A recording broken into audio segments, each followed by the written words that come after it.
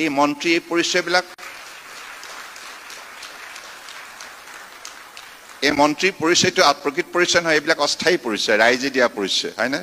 আজি আছে কালি নাই, কিন্তু অসমীয়া সদায় থাকিব যুগে যুগে। আৰু অসমীয়া বৰ সুন্দৰ জাতি, সৰল জাতি, আৰু অসমীয়া মানুহৰ যি শিষ্টাচাৰ, সৰলতা, শালীনতাবোধ মহান, অপূৰ্ব। সেইকাৰণে অসমীয়া হিচাপে মই অত্যন্ত গৌৰৱ উপলব্ধি কৰোঁ।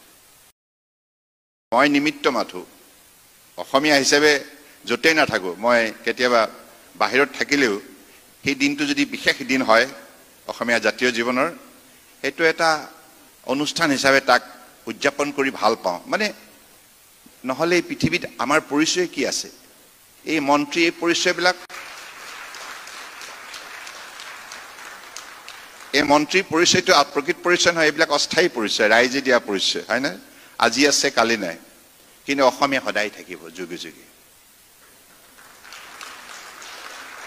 আৰু অসমীয়া বৰ সুন্দৰ জাতি, সৰল জাতি, আৰু অসমীয়া মানুহৰ যি শিষ্টাচাৰ, সৰলতা, শালীনতাবোধ মহান, অপূৰ্ব। সেইকাৰণে অসমীয়া হিচাপে মই অত্যন্ত গৌৰৱ উপলব্ধি কৰোঁ।